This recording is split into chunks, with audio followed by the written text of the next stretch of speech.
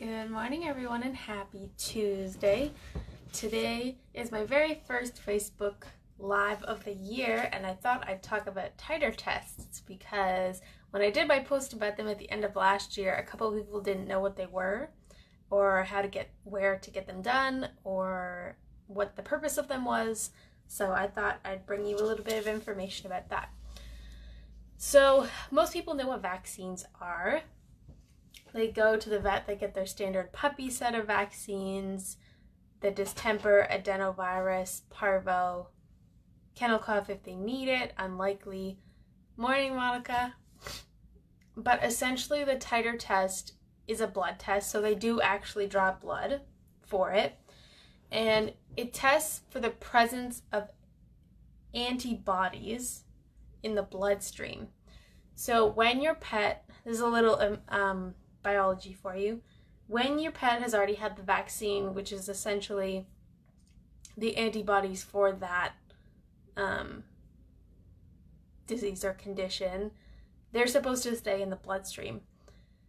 If you get the titer test and your pet does not have those levels in their bloodstream anymore, they have to get the vaccine again. But the purpose of the titer test is that the majority of pets, when they get the test, say that they're within safe levels. So they have mandatory levels. If your pet is above it, that means they're safe and they don't need to get a titer test.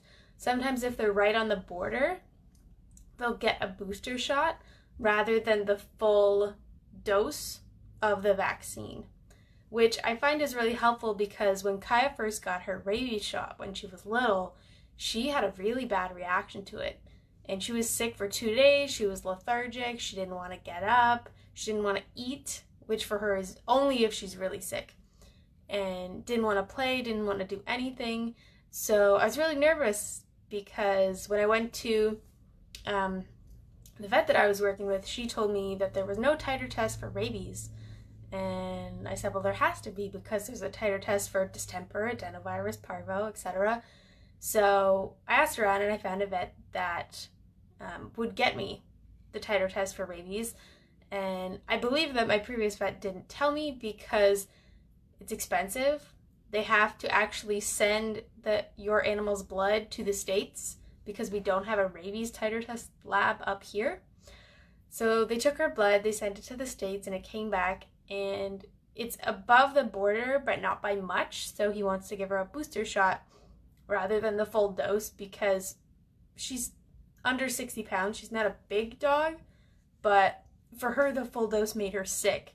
So I'm really glad that I went through with it, no matter if it was, I think it was about over $300 just for the titer test. So something to definitely consider. Typically when you go to get the traditional vaccines, each one's like $20 to $30. So when you get the DAPP combo, that's usually about $100, $125. But the titer tests are definitely more expensive. They do also do the DAPP titer tests, which are actually cheaper than the rabies test because they can test them together and in Canada, which is really nice. But most vaccines are typically $25 to $75. So to get a titer test to see if they need another one, which if Kaya had come back and had said that she was below the border and did need a titer test, then it would have cost me the additional money to get her the full set of vaccines, which I'm really glad that she doesn't because she's really healthy. She doesn't really need extra. But that's essentially how titer tests work. The reason they were initially became necessary is because pets were having vaccines to the overly stringent vaccine schedules. And if you didn't know about this, there is lots of research, lots and lots. There was a bunch of articles in the news about a natural vet who went holistic because he realized his pets were all getting sick, or his clients were all getting sick from the overly stringent vaccine schedule, and some of them were actually getting tumors at the vaccine site. So it's really, really important to do your research first. Personally, Kaya only goes to the vet for her yearly checkup, and if I have a concern other than her titer test, she really doesn't go because I keep her as healthy as I can. If you have a serious medical concern, always go to your vet, especially with things like vomiting or diarrhea for long periods of time. Your pet can get really, really dehydrated, and it's very dangerous. I had a client recently who thought her dog had bloat. You don't know what that is, I've done a video about that too. It's really, really dangerous. But don't be afraid to ask questions. If you talk to your vet and they don't offer titer tests, my suggestion would be to find one that does, because ultimately it can save your pet a lot of extra chemicals in their body. And it's the same with us.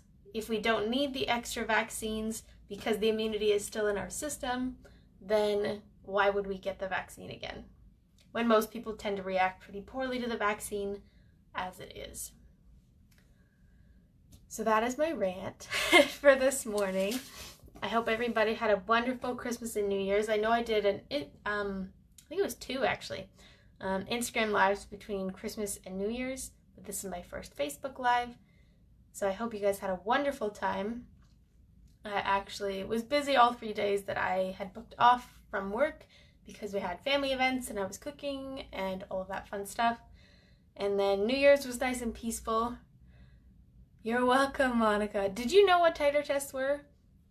Because I feel like I don't ask people enough, and then I'm always surprised when people don't know what they are.